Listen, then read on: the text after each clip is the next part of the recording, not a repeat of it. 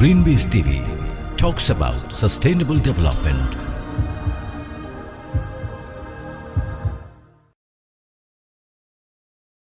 Discussion on COVID-19 economic rescue plan must be green এই টপিকসের উপরে একটি ধারাবাহিক আলোচনা অনুষ্ঠান শুরু করতে যাচ্ছি আমরা। আজকের আলোচক হিসেবে আছেন আমাদের মাঝে বাংলাদেশ সরকারের মাননীয় প্রাক্তন সচিব এবং বাংলাদেশ বোর্ড অফ রেভিনিউর সাবেক chairman doctor Mohammad Abdul Majid sir.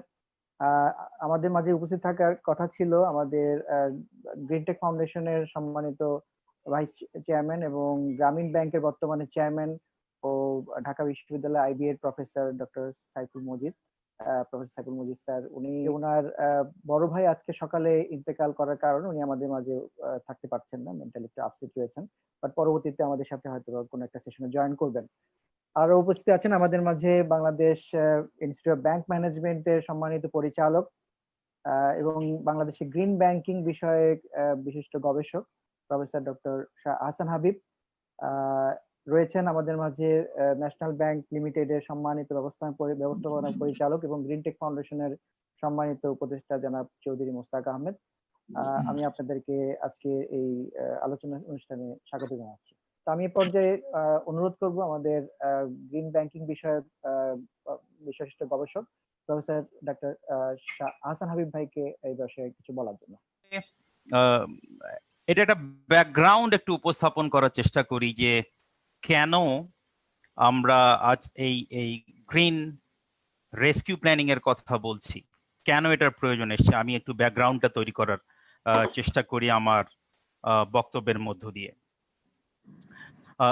Respected audience, সম্মানিত শ্রোতাবৃন্দ, আমরা সবাই জানি যে আমরা কোভিড-19 এর সাথে যুদ্ধ করছি এবং যে কথাগুলো হয়তো এই মুহূর্তে শুনতে খুব কমফোর্টেবল মনে নাও হতে পারে, সেটা হলো যে এর পরবর্তী সময়ে আমরা একটা ইকোনমিক ক্রাইসিসের দিকে ধাবিত হচ্ছি এবং তারপর এর সাথে সাথে হয়তো আমাদের দিকে ফাইন্যান্সিয়াল ইনস্টেবিলিটি বা ফাইন্যান্সিয়াল ক্রাইসিসও এগিয়ে আসছে।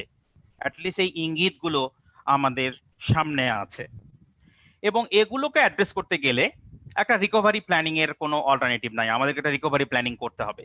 আর প্রশ্ন হলো রিকভারি প্ল্যানিংটা কেমন হবে। এবং আমরা আজকে যেটা আর্গিউ করতে চাই, যেটা বলতে চাই, যে এই রিকভারি প্ল্যানিংটা হওয়া উচিত গ্রিন এবং এই রিকভারি প্ল্যানিং এর মধ্যে মাদার নেচারের প্রতি যথেষ্ট শ্রদ্ধা রাখার প্রয়োজন যাতে এটা সাস্টেইনেবল হয়। That is the argument.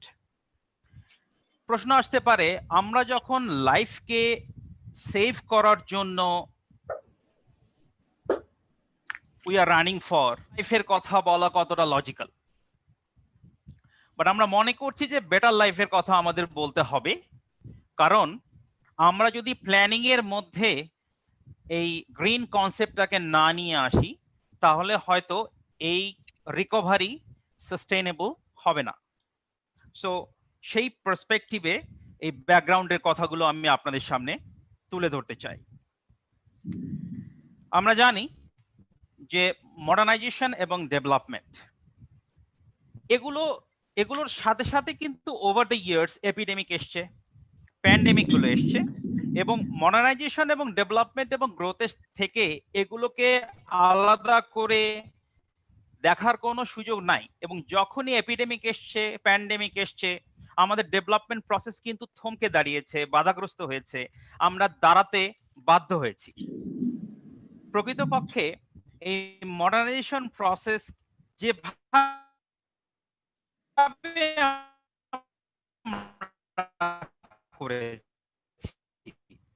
যেহেতু একটা পিকুলিয়ার ভূমি তৈরি হয়েছে যেখানে অনেক ভাইরাস আসছে এবং আমরা ইনফেকশাস ডিজিজ গুলোর দ্বারা আক্রান্ত হচ্ছি।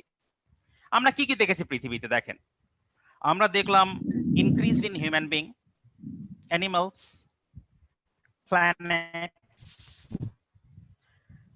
এবং আমাদের পছন্দ মতো কিন্তু আমাদের পছন্দ মতো কিন্তু অ্যানিমেল এবং প্ল্যান্টের লাইফ কেমন হবে সেটা আমরা আমাদের পছন্দ মতো নির্বাচন করেছি। See about the travel and movement. Travel এবং মুভমেন্টের ক্ষেত্রে একটা বড় ধরনের পরিবর্তন এসছে সামুদ্রিক জাহাজ আবিষ্কারের সাথে সাথে।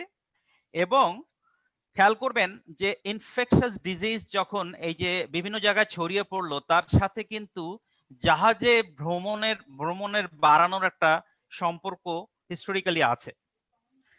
Transportation of animals and relocation of population, যেটা আমরা দেখেছি। তো এটার সাথেও এই এই এই সাম্প্রতিক বর্তমান সিচুয়েশনের একটা সম্পর্ক আমরা খুঁজে পাই। আরবানাইজেশন এবং মডার্নাইজেশন লাইক ইরিগেশন প্রজেক্টস, আপনি খেয়াল করবেন যে আমাদের যে এগ্রিকালচারাল ইরিগেশন প্রজেক্ট গুলো আছে, এগুলো কিন্তু এই যে মসকিটোর ব্রিডিং ক্ষেত্র হিসেবে পরিচিত। এবং মডার্নাইজেশনের সাথে আপনি যত ধরনের ডেভেলপমেন্ট প্রসেস সেগুলোকে লিঙ্ক করার সুযোগ আছে। এয়ার পলিউশন, ওয়াটার পলিউশনের পরিপ্রেক্ষিতে এসছে। এবং এবং এই পরিবর্তনগুলোর সাথে একটা কনসেপ্ট সরাসরি সম্পর্কিত, সেটার নাম হলো ক্লাইমেট চেঞ্জ। কালেকটিভলি আমরা ক্লাইমেট চেঞ্জ বলছি। আর ক্লাইমেট চেঞ্জের রেজাল্ট হলো excessive rainfall, high humidity, changes in weather. এবং এগুলোর মাধ্যমেই কিন্তু মোটামুটি একটা ভাইরাসের জন্য কনজেনিয়াল এনভায়রনমেন্ট আমরা তৈরি করে ফেলেছি। আমি যদি WHO-র একটা ওয়েবসাইটের একটা রেফারেন্স আপনাদেরকে দেই, তারা ক্লিয়ারলি বলছেন, একটা রিসার্চের আউটকাম থেকে তারা বলছেন যে demographic, environmental, social, technological way of living, এগুলো পরিবর্তনের সাথে সাথে এ ধরনের ভাইরাসের ট্রান্সমিশন প্যাটার্নের সম্পর্ক আছে এবং বিষয়টি পুরোপুরি ক্লাইমেট চেঞ্জের সাথে সম্পর্কিত। Now, we have got ample of evidences. Number one, we have challenged natural order. We have destroyed natural processes. We have destroyed ecological order. করতে পারি, সমস্যা নাই, কারণ এগুলোর বেনিফিট আছে, অ্যাপারেন্ট কিছু বেনিফিট আছে। যেমন মডিফাইড ক্রপ আমরা নিয়ে এসেছি, আমরা ক্লোনিং করেছি, আমরা ক্লেম করছি এগুলোর বেনিফিট আছে, বাট করেন যদি সাস্টেইন করতে পারেন। কিন্তু এমন প্রমাণ তো আমরা দেখি না যে আমরা সাস্টেইন করতে পারছি। যখন এ ধরনের নেচারকে আমরা চ্যালেঞ্জ করি, তখন এর থেকে দুটো জিনিস হতে পারে। একটা হলো ভয়, আমরা মনে করি নেচারকে চ্যালেঞ্জ করছি মানে we are challenging the god. আরেকটা হলো আশা, আমাদের হোপ তৈরি হয় যে probably will be able to control the nature, এবং নেচারকে ম্যানেজ করে কন্ট্রোল করে আমরা হিউম্যানিটির জন্য পজিটিভ কিছু নিয়ে আসবো। এভিডেন্স কিন্তু বলে না যে আমরা নেচারকে কন্ট্রোল করে পজিটিভ কিছু করে আনতে পেরেছি। একটা বইয়ের রেফারেন্স দেই আপনাদের, এন্ড অফ নেচার, খুব পপুলার একটা বই 1970s-এ। এবং এন্ড অফ নেচার বলতে উনি পৃথিবী ধ্বংস হওয়াটাকে মিন করেননি। উনি যেটা বলতে চেয়েছেন, আগের মতোই বৃষ্টি হবে, আগের মতোই সূর্য উঠবে, কিন্তু আগের সূর্য আর আগের বৃষ্টি আর এখনকার সূর্য এবং এখনকার বৃষ্টি একরকম হবে না। প্রকৃতির এক পরিবর্তিত রূপের কথা উনি বলেছেন। এবং এর কারণ হলো ওভার এক্সপ্লোরেশন, ইন্টারভেনশন। এন্ড নেচারকে উনি চমৎকার ভাবে ডিফাইন করেছেন একটা ল্যাঙ্গুয়েজ দিয়ে, সেটা হলো certain sets of human ideas about the planet. আমরা যেভাবে নেচারকে চাই, নেচার মানে সেটা, নেচার আলাদা কিছু না। এত বেশি আমরা ইন্টারভেন করে ফেলেছি, এবং হয়তোবা তারই ফলাফল হলো আজকের perfect environment for emergence, reemergence and transmission of infectious diseases. একটা চমৎকার এনভায়রনমেন্ট কিন্তু আমরা তৈরি করে ফেলেছি। আমরা বলছি বনরা বনেই সুন্দর, বলছি হয়তো মানিনি, এবং ন্যাচারাল প্রসেসে ওদেরকে বড় হতে দেইনি, আমরা আমাদের মতন বড় করে তুলেছি, আমাদের মতন কনজিউম করেছি। এবং ভালো করে খেয়াল করেন, হিউম্যান অ্যানিম্যাল যে কন্ট্যাক্ট, এর থেকে পৃথিবীর 3/4 ডিজিজ সেটা কিন্তু এখান থেকে আসে। এবার ইউএস এর যে centre for disease control and প্রিভেনশনের ডেটা থেকে এটা বলছে। নাও নেচার আমাদেরকে লেসন দিচ্ছে। লেসন আমরা নেব কি নিব না, এটা দুটো দিকই আছে। একটা হতে পারে যে এটার থেকে আমরা শিক্ষা নেব, লেসন নেব, এবং একটা গ্রিন রিকভারি প্ল্যান করব। আমরা শিক্ষা নেব যে মাদার নেচারকে আমরা রেসপেক্ট করব আমাদের ডেভেলপমেন্ট প্রসেসে। উল্টোটাও হতে পারে, কিন্তু মনে হলো যে এতদিন ডেভেলপমেন্ট হয়নি, তো আরো জোরে সোরে নেচারকে এক্সপ্লয়েট করা শুরু করব, যাতে যে লসটা হয়েছে প্রোডাকশনে সেটা যাতে আমরা কভার করতে পারি। এই দুটো দিকই হতে পারে, এই দুই দিকেই আমরা যেতে পারি। প্রশ্ন হলো আমরা কোন দিকে যাব, কোনটা সাস্টেইন করবে। ভালো করে খেয়াল করবেন, আমি দুটো এভিডেন্সের কথা বলে শেষ করব, যে দুটো এভিডেন্স, এই দুটো এভিডেন্স আমাদেরকে দুটো ক্লিয়ার লেসন দেয়। নাম্বার 1, 1798 থমাস ম্যালথাসের একটা পপুলার থিওরি আছে যে পপুলেশন অটোমেটিক্যালি ন্যাচারালি কমবে। কিভাবে? যে ডিমান্ড বেশি হয়ে যাবে, সাপ্লাই সেই অনুযায়ী হবে না, আমরা নিজেদের মধ্যে মারপিট করব, লড়াই করব, এবং আলটিমেটলি পপুলেশন কমে যাবে পৃথিবীতে। হয়তো এটা হয়নি, কথাটা ঠিক না, কিন্তু এটা অন্য একটা সত্য ব্যাপার আছে। সেটা হলো ডিমান্ড এবং সাপ্লাইয়ের গ্যাপ হয়তো হয়নি, বাট ডিজায়ার এবং সাপ্লাইয়ের গ্যাপ তো হয়েছে। আমাদের লোভ, গ্রিড এবং সাপ্লাইয়ের গ্যাপ তো হয়েছে, এবং সেই গ্যাপটাকে অ্যাড্রেস করতে গিয়ে আমরা সারা পৃথিবীতে কিন্তু লড়াই করছি। লড়াই করে অন্যভাবে মানুষ মারা যাক আর না যাক, আমরা নিজেদের মধ্যে লড়াই করে নিজেদেরকে ধ্বংস করছি। This is number 1, first lesson. Second lesson হলো, think about the Sparrow campaign of 1958, Chinese Sparrow campaign. Chinese Sparrow ক্যাম্পেইনে পাখি মারতে হবে। ইভেন তখন সোশ্যালিস্টিক গভর্নমেন্ট তারা এই পাখি মারাকে এনকারেজ করার জন্য তারা ইভেন আপনার ক্যাপিটালিস্টদের ফ্রেন্ড বলেও বার্ডদেরকে ট্রিট করা হলো এবং তাদেরকে মারার জন্য উৎসাহিত করা হলো। সি দ্য রেজাল্ট, 1960s এর famine, greatest famine of China, কত মানুষ সেখানে, 15 থেকে 45 মিলিয়ন মানুষ সেখানে মারা গেছে। এবং এই মারা যাওয়ার পরে, এই মানুষগুলো মারা যাওয়ার পরে আপনি কি করতে বাধ্য হলেন? নেচার আপনাকে কি করতে বাধ্য করলো? স্প্যারো আপনি মেরে ফেললেন, আবার সেই স্প্যারোকে আপনাকে ইম্পোর্ট করতে হলো ফ্রম রাশিয়া, কারণ ন্যাচারাল ব্যালেন্সটাকে ঠিক করার জন্য। Now what is the lesson? দুইভাবে আমরা পৃথিবীকে ধ্বংস করতে পারি। এক নাম্বার হলো নিজেদের মধ্যে লড়াই করে করতে পারি, একটা প্রকৃতির সাথে যুদ্ধ করে করতে পারি। এই দুইভাবে আমরা নিজেদেরকে ধ্বংস করতে পারি। লেট আস ডিসাইড আমরা কি সেটা করব নাকি এর অপোজিটটাতে দাঁড়াবো। সেটা হলো লেট আস কাম টুগেদার, চলেন একসাথে আসি এবং মাদার নেচারের সাথে বন্ধুত্ব করি। যদি মাদার নেচারের সাথে বন্ধুত্ব করতে চাই, তাহলে কোভিড-19 এর যে ইকোনমিক রিকভারি প্ল্যান, সেটা অবশ্যই গ্রিন হতে হবে, নেচারকে রেসপেক্ট করে হতে হবে, এবং তাহলেই এটা সাস্টেইনেবল হবে। Thank you. Thank you professor Ahsan Habib, আপনার চমৎকার প্রেজেন্টেশনের জন্য এবং ডিসকাশনের জন্য। আব্দুল মজিদ স্যারকে রিকোয়েস্ট করব আপনার মতামত পেশ করার জন্য। স্যার, মনে করি বিষয়টি অত্যন্ত গুরুত্বপূর্ণ এবং আমরা একটি যোগ্যতম বা উত্তম সময়ে এই বিষয়টি নিয়ে আলোচনা করছি। ধন্যবাদ এজন্য। এই বেশ কিছুদিন আগে 31শে মার্চ আমাদের নোয়াম চমস্কি, যিনি প্রখ্যাত আমেরিকান ভাষাবিদ এবং দার্শনিক, তিনি একটা কথা বলেছেন যে এই যে কোভিড-19 এসে আমাদেরকে যে ওলটপালট করে দিয়ে যাচ্ছে, আমাদের অর্থনীতিকে, আমাদের শিক্ষা ব্যবস্থাপনাকে, এমনকি রাজনৈতিক আদর্শকে, বিশ্বায়নকে, সবকিছুকে, এরপরে উনি বললেন যে আর দুটো জিনিস বাকি থাকবে আমাদের সামনে। একটা হচ্ছে পারমাণবিক একটা যুদ্ধ বা পরমাণু যুদ্ধ, আর একটা হচ্ছে জলবায়ুর পরিবর্তন জনিত যে সমস্যা, অর্থাৎ যেটা আমাদের আজকের আমরা বিষয় আলোচনাই করছি, এই যে জলবায়ুর পরিবর্তন বা প্রকৃতির সাথে আমরা কোভিড-19 এর ক্ষেত্রে যেমন দেখলাম যে প্রকৃতির সাথে আমরা যে সমস্ত অত্যাচার করেছি, অবিচার করেছি, উপেক্ষা করেছি, সেগুলোরই একটা ফল আউট। এইভাবে আমরা যদি এটাও দেখি যে এই যে প্রাকৃতিক দুর্যোগ, যেটাকে গজব বলা হয় বা নানান ভাবে অনেকে বলতে পারেন, সেটা কিন্তু একটা সার্টেন টাইম লেভেলের পরে কিন্তু এটা আসে সাধারণত। যেমন আমরা অনেক অতীতের কথাই বাদ দিই, 1720 সালে আপনার প্লেগের যে মহামারী, তারপরে 1820 সালে আপনার কলেরার মহামারী, তারপরে 1920 সালে আপনার স্প্যানিশ ফ্লু যে মহামারী, আর এবার তো এই করোনার যে মহামারী আর কি। এগুলোর ভিতরে যেটা আহসান হাবিব সাহেব বললেন, প্রত্যেকটা পিছনে কিন্তু একটা ব্যাকগ্রাউন্ড আছে। আমরা ধরে নিচ্ছি প্রায় 100 বছরের ব্যবধানে প্রকৃতির সাথে ব্যবস্থাপনার সাথে, প্রকৃতির সাথে আচরণের ক্ষেত্রে আমাদের এমন কিছু ব্যত্যয় বা এমন কিছু আমরা করতে চেয়েছি, শিল্প বিপ্লবের কারণে আমাদের সামনে একটা চতুর্থ শিল্প বিপ্লব আসছে।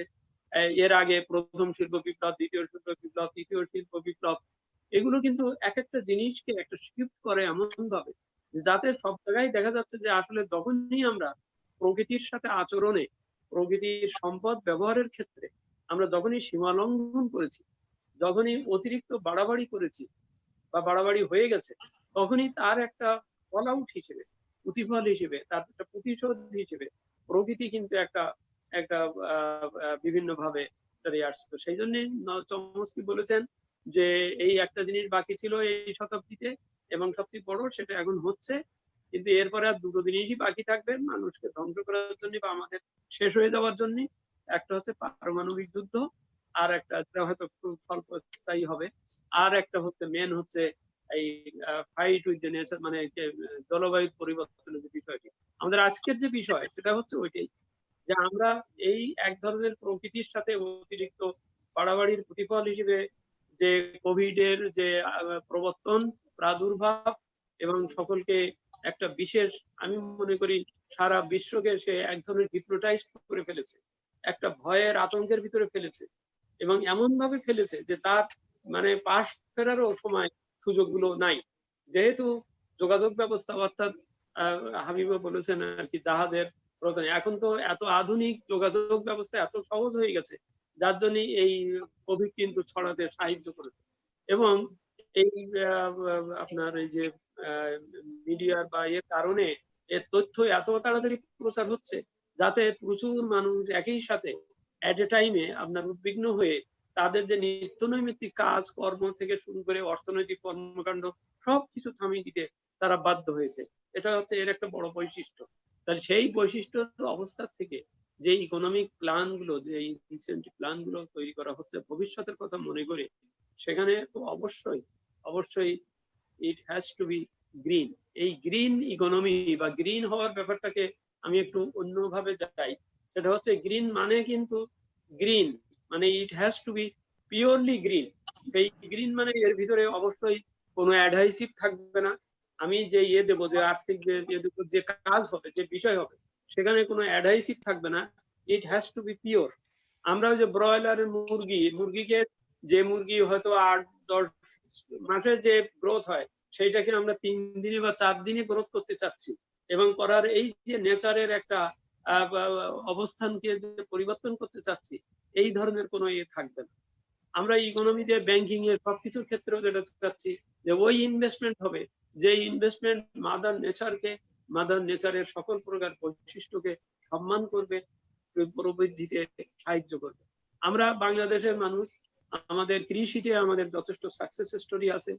কৃষির উৎপাদনই আমাদের ভবিষ্যতের একটা অন্তত আমাদের নিজেদের টিকে থাকার একটা বড় অবলম্বন হবে কৃষি এবং আমাদের জনসম্পদ। এই জনসম্পদকে এবং কৃষিকে যথাযথভাবে টিকে রাখা, বাঁচিয়ে রাখার জন্য যা যা করা দরকার, ইনসেন্টিভের লক্ষ্য সেদিকেই হতে হবে।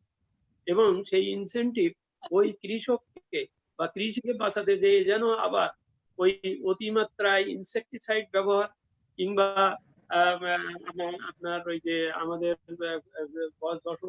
ছাত্রীরা বরিশাল বেল্টে ওই যে লোনা পানি তুলে অতিমাত্রায় বেশি ফিড দিয়ে মাছ করে ধানের জমিকে শেষ করে দেওয়া, এবং ধানের জমি শেষ করে দিয়ে যে উৎপাদন, যে যে আর্থিক যে ফসল, সেটা যে আসলে কোনো কার্যকর হলো না বা হবে না, সেটা আমাদের বুঝতে হবে। সুতরাং কৃষির যে ঋণ, যে লোন বা যেটা যা দেওয়া হবে, যে সেটা লক্ষ্য রাখতে হবে যেন কোনোভাবেই নেচারকে ধ্বংস করে, ন্যাচারাল গতিকে বাধ্যগ্রস্ত করে যেন সেটি না হয়। ঠিক একইভাবে ওই কারণেই প্রশ্ন উঠবে সুন্দরবন বা প্রাকৃতিক সুরক্ষাগুলোকে আরো ভালোভাবে নজর দেওয়া। আমি যদি সেখানে এমন কোনো কর্মসূচি নেই, এমন কোনো প্রকল্প নেই, হয়তো বিদ্যুৎ উৎপাদনের জন্য বিদ্যুৎ আমার খুব প্রয়োজন, এটা ঠিক আছে, কিন্তু সেই বিদ্যুৎ উৎপাদনের জন্য যদি আমার প্রাকৃতিক যে সুরক্ষা সুন্দরবন, তার যদি ভবিষ্যৎ কোনো ক্ষতি হয়, তাহলে সেটা আমাদের জন্য খুব দুঃখজনক হবে, আমরা তখন পেরে উঠবো না। সুতরাং এই ইনসেন্টিভের আছে। ইনসেন্টিভের আরেকটা বড় পয়েন্ট হচ্ছে, আমি গ্রিন ইকোনমির আরেকটা বড় বৈশিষ্ট্য হচ্ছে ইনক্লুসিভনেস। ইনক্লুসিভ হতে হবে, সকলকে একসাথে নিতে হবে। এখানে ওই পক্ষ অবলম্বন করা, কিংবা আমরা যেটা ডিস্ট্রিবিউশনে দেখতে পাচ্ছি বা আরো অনেক ক্ষেত্রে দেখতে পাই, পক্ষ অবলম্বন করা। আপনি একটা জিনিস খুব সহজভাবে দেখেন, আমার ইকোনমিতে স্মল অ্যান্ড মিডিয়াম স্কেলের পার্টিসিপেশন হচ্ছে প্রায় 87%, আর বড়রা বড়। কিন্তু যখন আমি দিচ্ছি, প্যাকেজ দিচ্ছি, তখন দেখা যাচ্ছে যে বড়দের জন্য আমি 30,000 মানে 30,000 কোটি টাকার বরাদ্দ রাখছি। অন দ্য আদার হ্যান্ড আমার স্মল অ্যান্ড মিডিয়ামদের তাদের সুরক্ষার জন্য, তাদের টিকে থাকার জন্য তাদের দিচ্ছি 20,000 কোটি টাকা। অর্থাৎ আমি ডিস্ট্রিবিউশনই আমার অধিক অংশকে, অধিক অংশজনকে আমি সুরক্ষা দেওয়ার ব্যাপারে আমি যত্নশীল নই বা দেখা যাচ্ছে না। এবং একই সাথে এটা হবে বন্টনের ক্ষেত্রেও তাই। দেখা যাবে যে হয়তো বৃহত্তরদের জন্য যে বাজেট বরাদ্দ আছে বা যে ইনসেনটিভের যে প্যাকেজ আছে, দেখা যাবে তার সিংহভাগ হয়তো কেউ বা কারা কোনো বিশেষ প্রভাবে হয়তো নিয়ে যাবেন, যে তারা দেখা যাবে যে তারা আরো অন্য ব্যাংকের শেয়ার কিনবেন, তারা হয়তো এইটাকে দেখিয়ে হয়তো আরো বড় বড় বীমা কোম্পানি কিনবে, এবং তারা যে অর্থে এটাকে নিলেন তাদের সুরক্ষার জন্য, সেটাতে তারা হয়তো কাজ করবেন। সুতরাং সুশাসনের বিষয়টিও এই গ্রিন ইকোনমির, এই গ্রিননেসের মানে সুশাসন জিনিসটাকে পলিটিক্যালি ভাবার দরকার নেই। সুশাসনটাই আমি মনে করি সুশাসনের স্বার্থে। অর্থাৎ আপনি যে উন্নয়ন করবেন, সেই উন্নয়নটাকে যদি সত্যি টেকসই করতে হয়, সেই উন্নয়নকে যদি অর্থবহ করতে হয়, সেই উন্নয়নের সুফল যদি সকলকে পেতে হয়, তাহলে সেই উন্নয়নের প্রতি আপনার আস্থাশীল পরিবেশ সৃষ্টি করা প্রয়োজন হবে।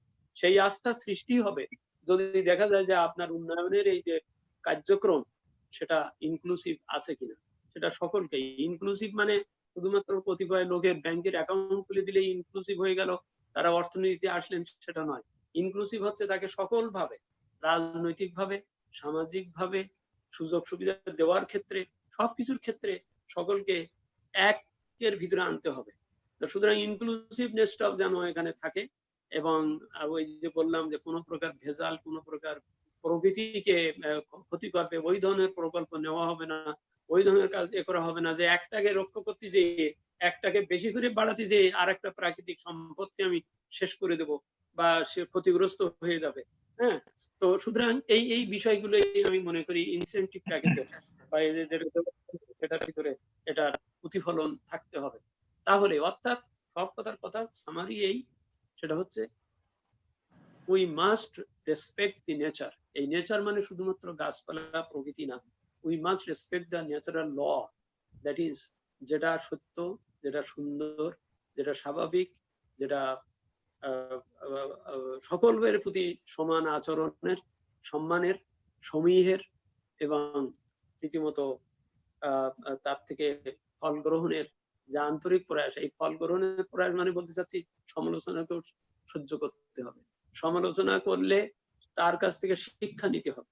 একই সাথে একটা ইনক্লুসিভনেস এরকমও, যেমন আমাদের সমাজে একটা হয়ে যাচ্ছে যে একজন লোক 10টা কাজ করলো, ঠিক আছে, তার 7টা কাজ ভালো, 3টা কাজ খারাপ, কিন্তু আমি যদি ডিসিশন নেই যে না এনাকে আমি ডুবিয়ে দেবো, মানে আমি এনাকে অ্যাকসেপ্ট করবো না, তাহলে শুধু তার মাত্র ওই 3টা ভালো খারাপ কাজকে সামনে এনে তার পুরো বাকি 7টা কাজের অস্বীকৃতি, এটা কিন্তু ইনক্লুসিভনেসের বা এটা কিন্তু একটি ন্যাচারাল, ওই যে আবার বলছি ন্যাচারাল লওয়ার প্রতিবেদন। সুতরাং যার যেটুকু ভালো সেটাকে অবশ্যই স্বীকার করতে হবে, স্বীকৃতি দিতে হবে, সম্মান করতে হবে।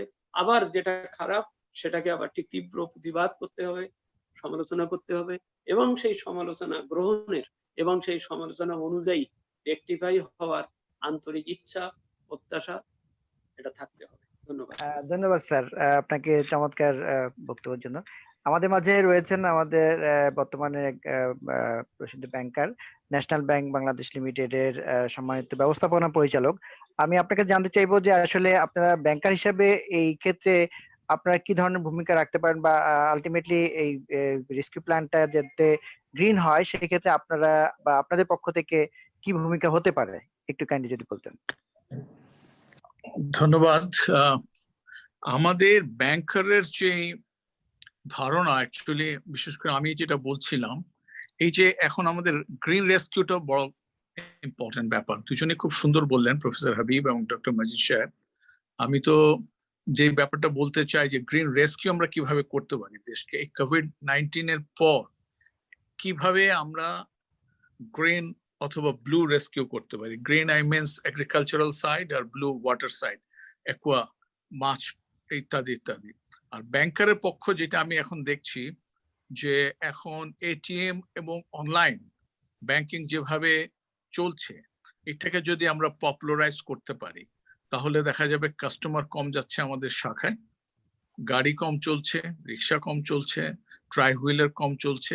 আমি যেটা গ্রিন সাইড চিন্তা করছি আর কি, এভাবে এটাকে যদি পপুলার করা যায়, কারণ মানুষ অ্যাকচুয়ালি আমি দেখেছি, আমি একজন ব্যবস্থাপনা পরিচালক ব্যাংক কাজও আমাদের অনেক লোক চলে আসেন যে এটা একজন ব্রাঞ্চ ম্যানেজারও করতে পারেন। মানে আমাদের লোকের একটা ধারণা যে এমডির কাছে না গেলে মনে হয় হবে না, যেটা সম্ভব একজন এডিশনাল এমডি, একজন ডিএমডি করতে পারেন, অ্যাকচুয়ালি ব্রাঞ্চ হেডও করতে পারেন।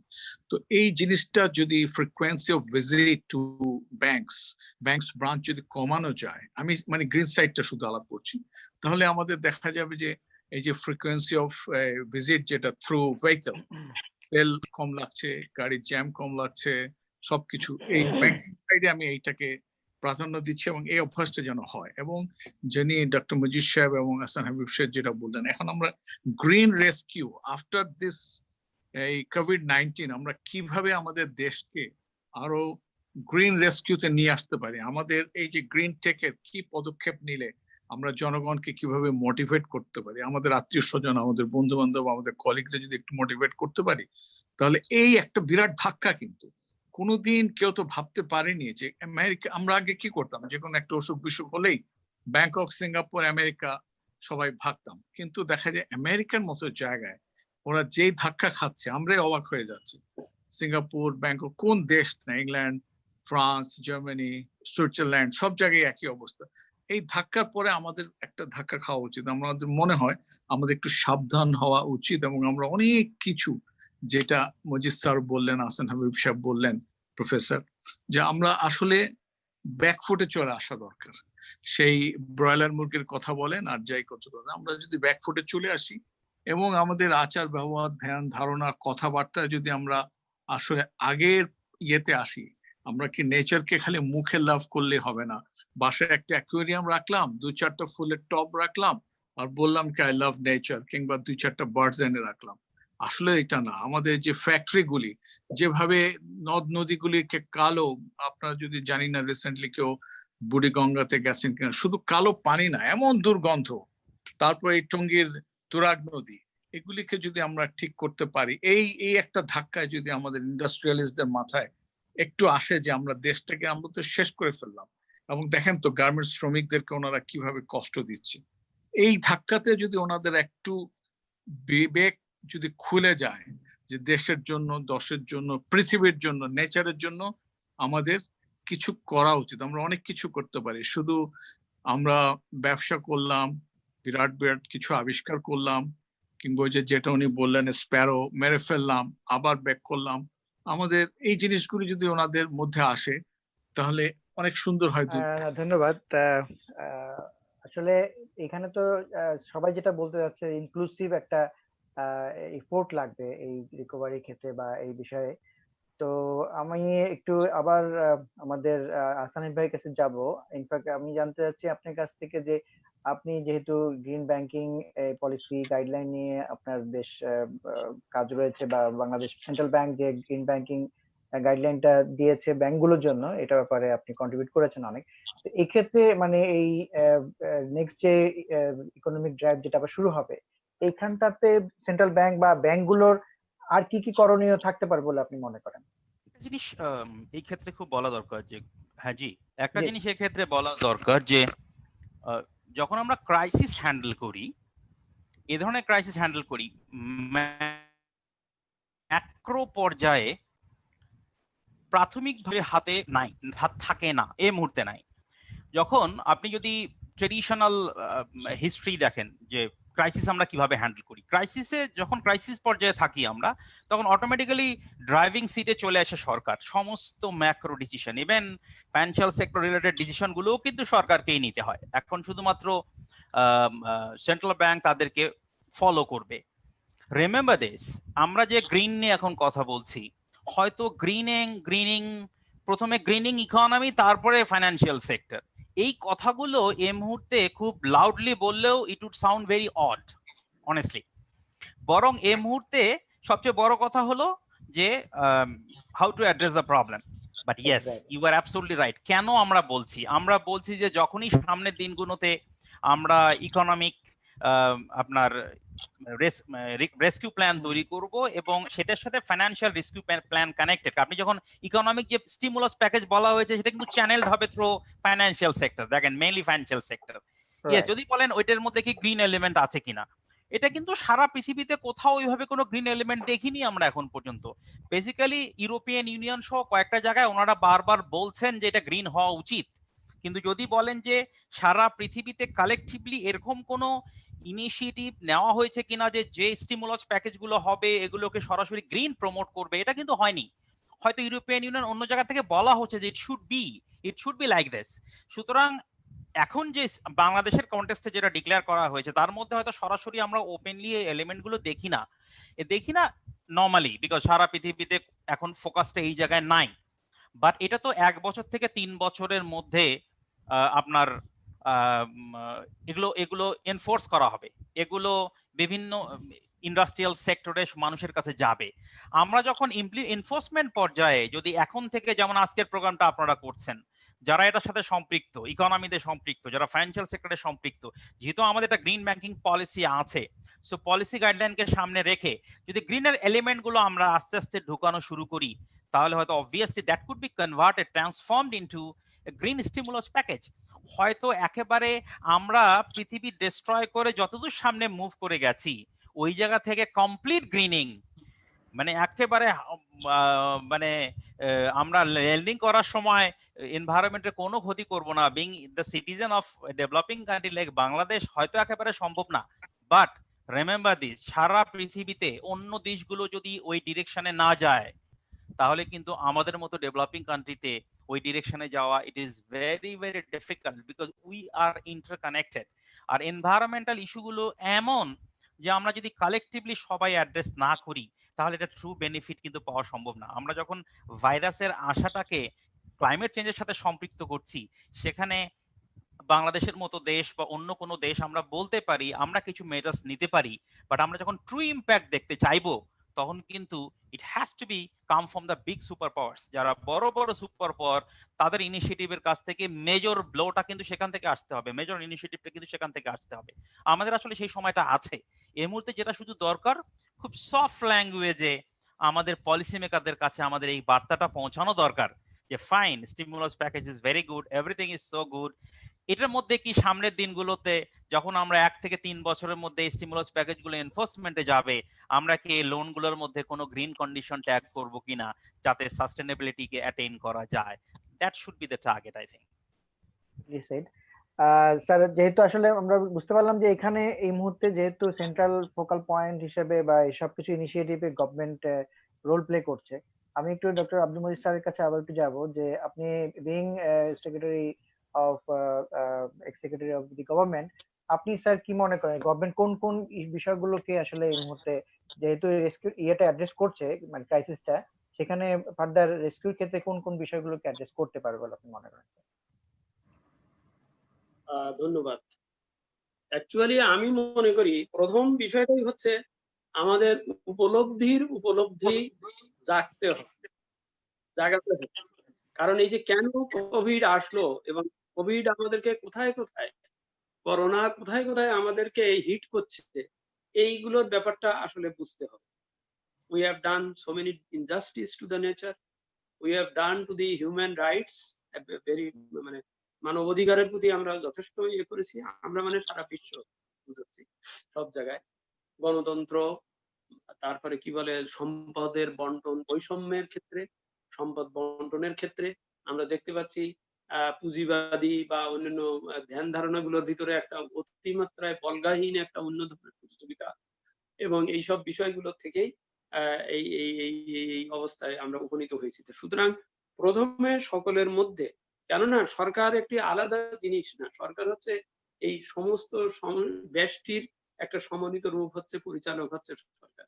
তো সুতরাং সকলের পক্ষ থেকে যদি এই উপলব্ধিটা যদি জন্মায় যে হ্যাঁ, we have to be careful, আমাদের এই জিনিসে আমাদের ভুল হয়েছে বা হচ্ছে, আমরা এই জিনিসে করব, এই ব্যাপারে একটা ঐকমত্য। আপনাদের আজকে যে সেমিনার, বা এই যে সিভিল সোসাইটি বা বিভিন্ন দিক থেকে আমি মনে করি এই জিনিসটা আগে হচ্ছে আমাদের উপলব্ধিটা খুব স্পষ্ট হতে হবে, হয়ে একটা একটা জনমত বা পথ সৃষ্টি হতে হবে বলে আমাদের সরকারের প্রতি এবং একই সাথে বিশ্ব সরকারের প্রতি, মানে সকলের প্রতি সেই সব এতে। যেমন আমরা এখন এসডিজির কথাগুলো এই কদিন হয়তো একটু ভুলে থাকছি, কিন্তু এসডিজির গোলগুলোর ভিতরে অধিকাংশই দেখবেন এই আপনার গ্রিন রিলেটেড বা এই যে ব্যাপারগুলো একেবারে ঠিক সরাসরি বলবে না যে গ্রিন করো সব, তা না, কিন্তু যে ফিলোসফি যে থিম, সেই থিম গুলোকে অন্তত আমি দেখতে পাচ্ছি যে এসডিজির অন্তত 5টা গোল অন্তত স্পেসিফিক, এই যে নেচারের সকলের প্রতি খেয়াল রাখো, এই কাউকে ফেলো না, এ করো না, বন্টন বৈষম্যের ক্ষেত্রে এটা হবে না বা ইত্যাদি ইত্যাদি। তো সুতরাং এই উপলব্ধির ব্যাপারটা এটাকে আমি প্রথম মনে করি, এবং তাহলেই সরকারের ভিতরে সেটা রিফ্লেকশন হবে। দ্বিতীয়ত আমি মনে করি যে একটা পরিস্থিতি কিন্তু এসে যাচ্ছে, সেটা হচ্ছে যে গ্লোবালাইজেশন ভিন্ন প্রেক্ষাপটে চলে যাবে। এখন যে এমডি মহোদয় বলতেছিলেন যে আগে একটু অসুখ হলে কিছু হলেই কি ব্যাপার, উনি সিঙ্গাপুরে গেছেন, যেখানে গেছেন একটা ভরসা পেতেন, মানে ভাবকা নেই যে আমার এখানে ডাক্তার নাই বা ইত্যাদি, আমি যেতে পারছি। এইখানেই করোনা কিন্তু দেখাই দিল যে তোমার আর কোথাও যাওয়ার জায়গা নাই, you have to be yourself. এবং এই যে বড় বড় বিশ্ব ইকোনমি গুলো যে এই যে একটা রিসেশনের ভিতরে পড়তে যাচ্ছে, তাদের যে সমস্যা হচ্ছে, তখন বাংলাদেশের মতন একটি বহির্মুখী অর্থনীতি, আমি বাংলাদেশের ইকোনমি কিন্তু প্রচন্ড মাত্রায় বহির্মুখী, কারণ তাকে এক্সপোর্টের উপরে, তাকে ম্যান পাওয়ার এক্সপোর্টের উপরে, তাকে ফরেন এইডের উপরে, তাকে ফরেন ইনভেস্টমেন্টের উপরে তাকে নির্ভরশীল থাকতে হচ্ছে। এটা গ্লোবালাইজেশনের একটা পার্ট, ওপেন ফ্রি ইকোনমিতে এটা একটা পার্ট হয়ে গেছে। কিন্তু করোনার এই পরিস্থিতি সমগ্র বিশ্ব অর্থনীতিকে এমন একটা ধাক্কা দিয়ে যাচ্ছে যে এখন আমি মনে করি প্রত্যেক ইকোনমিকে এখন লুক অ্যাট ইয়োরসেলফ, অন্তর্মুখীন হতে হবে নিজেকে। জাপান কিন্তু অলরেডি চীন থেকে তার সমস্ত ইনভেস্টমেন্ট, রিলোকেশন সব কিন্তু জাপানে আবার ফিরিয়ে নেওয়ার প্যাকেজ তারা ঘোষণা করেছে। তারা বলেছে ভাই বাড়ি চলে আসো, ওখানে আমি যাব না, কারণ সে যে এপিআই, এই যে র মেটেরিয়াল, এইটার যে প্ল্যান্ট তার আছে ভারতে বা অন্য জায়গায়, তারা এখন বলছে না আপনি এখন নিতে পারবেন না, অর্থাৎ আটকেই যাচ্ছে। কারণ আরেকজন যে আমাকে সাহায্য করবে, তার তো সাহায্য করার মতন তার সেই পরিস্থিতি তাকে থাকতে হবে। অর্থাৎ আমি মনে করি আমাদের দ্বিতীয় চেতনা যেটা হবে সেটা হচ্ছে যে দরকার হবে সরকারের নীতির ক্ষেত্রেও, সেটা হচ্ছে নিজের দিকে তাকাও, অর্থাৎ নিজেকে স্বনির্ভর করার, স্বয়ংভর করার নিজের চেষ্টা নিজেকে করতে হবে, এবং ওই যে বহির্মুখীনতার থেকে আস্তে আস্তে অন্তর্মুখীন হতে হবে। কারণ বহির্মুখীনতায় আমরা দেখছি আমাদের এক্সপোর্ট কমে যাবে, আমাদের গার্মেন্টস এর অবস্থা, আমাদের লোক বল সব ফেরত আসবে, তারা আমার ভিতরে আর ফরেন এইড লোকে কিভাবে দেবে, তার নিজেরই তো আছে কিনা সে, এবং যদি পেতেও হয় সেগুলো খুব কস্টলি হয়ে যাবে। তো সুতরাং আমাকে আমার নিজের দিকে তাকাতে হবে। সুতরাং সেই ধরনের প্রকল্প, এই ধরনের চিন্তা ভাবনা যেটা আমার নিজেকে গড়ে তুলতে সাহায্য করে, এই সাথেই জড়িত হয়ে আসবে আমার হচ্ছে ম্যান পাওয়ার, আমার জনসম্পদ। বাংলাদেশের কিন্তু দুটো জিনিস পোস্ট করোনা পিরিয়ডে, দুটো জিনিস বাংলাদেশের একমাত্র সম্পদ থাকবে। একটা হচ্ছে তার বললাম তার এই নেচার, কৃষি এবং ইত্যাদি, আর একটা হচ্ছে তার জনসম্পদ। তো কৃষিকে যদি ভালোভাবে ব্যবহার করতে পারি, আর এই জনসম্পদকে যদি আমি স্কিল করতে পারি, আমি মনে করি সমস্ত স্কিল কলেজ সব বাদ দিই, মানে ওগুলো চলার সাথে সাথে ভোকেশনাল ট্রেনিং কে স্কিল করে, মানে আমার সমস্ত জনবলকে যদি আমি ঠিক মতন স্কিল করতে পারি, তাহলে আমি তাকে বিদেশেও পাঠাতে পারবো। কারণ আমার এখন যে লোকেরা যায় তারা তো ঠিক মতন যেহেতু স্কিল না, সেহেতু তারা যথাযথ রেমিটেন্স তারা আনতে পারে না বা আসে না, এটা স্বাভাবিক। আমি যদি স্কিল ম্যান পাওয়ার করে পাঠাবার সুযোগ করতে পারি, সেটা একটা হবে। আর ওই স্কিল ম্যান পাওয়ার আমাকে নিজেকে স্বয়ংভর হতে সাহায্য করবে। আপনারা দেখছেন আমাদের গার্মেন্ট সেক্টরে এই আপনার বাইরের গার্মেন্টস প্লাস অনেকটা মাল্টিন্যাশনালে বাইরের যে সমস্ত লোক বল আমাদের এখানে কাজ করে, তারা প্রায় in an average 5 to 7 to 8 billion dollar প্রতি বছর তারা নিয়ে যাচ্ছে রেমিটেন্স।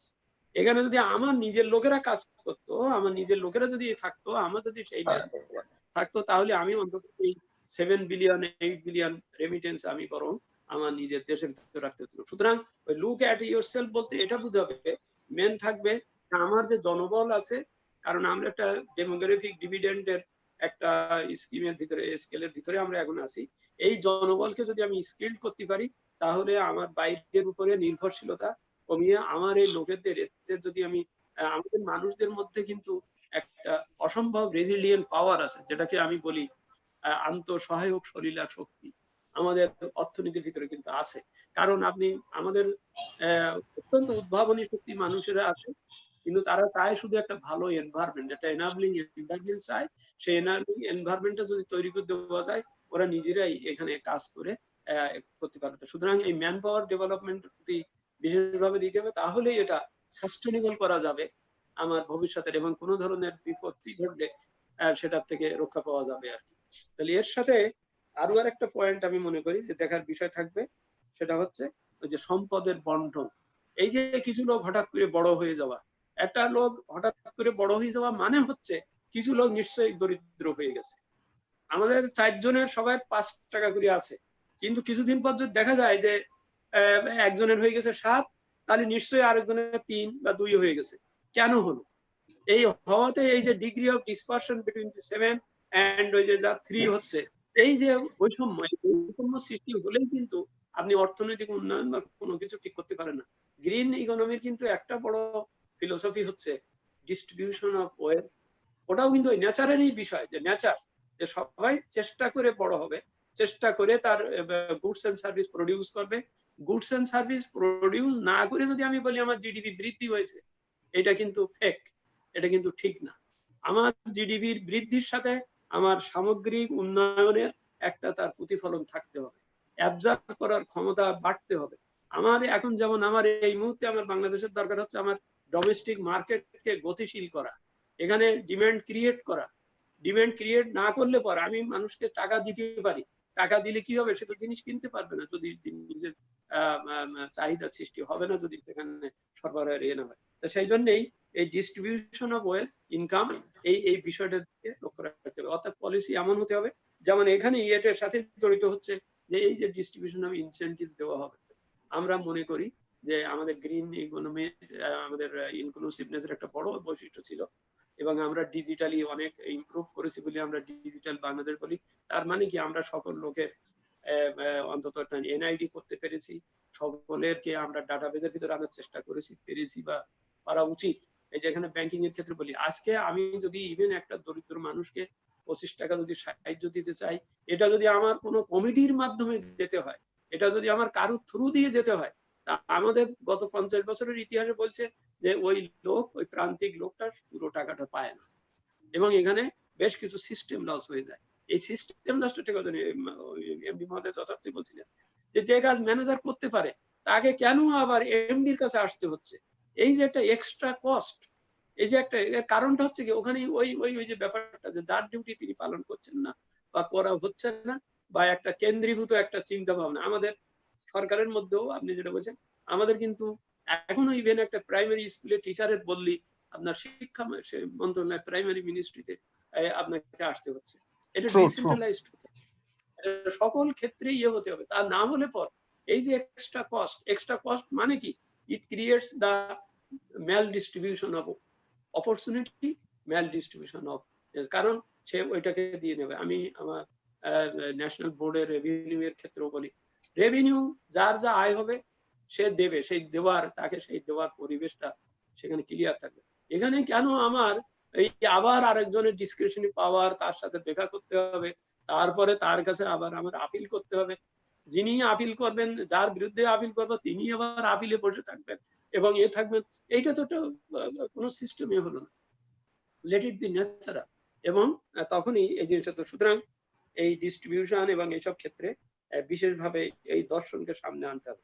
এবং সবশেষে আমি মনে করি আমাদের আবার তাকাতে হবে, সামনে কিন্তু 4th ইন্ডাস্ট্রিয়াল রেভলিউশন আসতেছে। সেখানে একটা বড় বিষয় হবে ওই যে ম্যান পাওয়ারের কথা বললাম, ম্যান পাওয়ার, সেখানে রোবোটিক্স বা আরো অন্য কিছু এসে আপনার সুতরাং আপনার ম্যান পাওয়ারকে কিন্তু আপনার জনসম্পদকে কিন্তু সেইভাবে যদি আপনি ওয়েল ইকুইপ না করে তুলতে পারেন, তাহলে 4th ইন্ডাস্ট্রিয়াল রেভলিউশনে কিন্তু আপনি আরেকটা ধাক্কা খাবেন এবং আপনার এই লোকবল আপনার এই শক্তি এটা আপনার কাজ থাকবে না। এবং এসডিজি গুলোকেও ওই যত কষ্টের ভিতরে, শত কষ্টের ভিতরে ওর ফিলোসফিকেও উপলব্ধি করতে হবে। ওই কত ইয়ার্ডিস্টিক দিয়ে খানিক ফিগার দিলাম, ফিগার দিয়ে দেখাইলাম এই দেখেন আমি অনেক কিছু করেছি, নো, এটাকে প্র্যাকটিকেবল করতে হবে। আলোচনা বিষয়ে প্রথমে যেটা বলতেছিলেন যে এটাকে নিজের মধ্যে ধাতস্থ করতে হবে যে আমি কি অ্যাচিভ করতে চাচ্ছি, এবং সেই অ্যাচিভ করার ক্ষেত্রে আমার কোনো নিয়তের ভিতরে কোনো গোলমাল আছে কিনা, আমার এনফোর্সমেন্টের ভিতরে আমার কোনো ত্রুটি বিচ্যুতি আছে কিনা, সেটার দিকে নজর দিতে হবে আর কি। এটাই হচ্ছে আমার বক্তব্য। ধন্যবাদ স্যার আপনার চমৎকার বক্তব্যের জন্য। আমি মনে করি যে এই এই আলোচনা থেকে আমাদের বর্তমান সরকারের যারা পরিচালনায় আছেন তারাও একটা দিক নির্দেশনা পাবেন কিভাবে আসলে আপনাদের অভিজ্ঞতার আলোকে আপনি যেটা বলেছেন সেটা অবশ্যই এটা বর্তমান সময়ের পরিচালনার ক্ষেত্রে অনেক সহায়ক ভূমিকা পালন করবে। আমরা অনেকক্ষণ যাবতীয় কথা শুনছিলাম সবার চমৎকার। আজকে প্রথম এপিসোডে আমরা যে বিষয়গুলো উত্থাপিত করতে পেরেছি, আশা করি পরবর্তী আলোচনাতে আমাদের আলোচক যারা আসবেন আমরা আসলে স্যার যেটা করব যে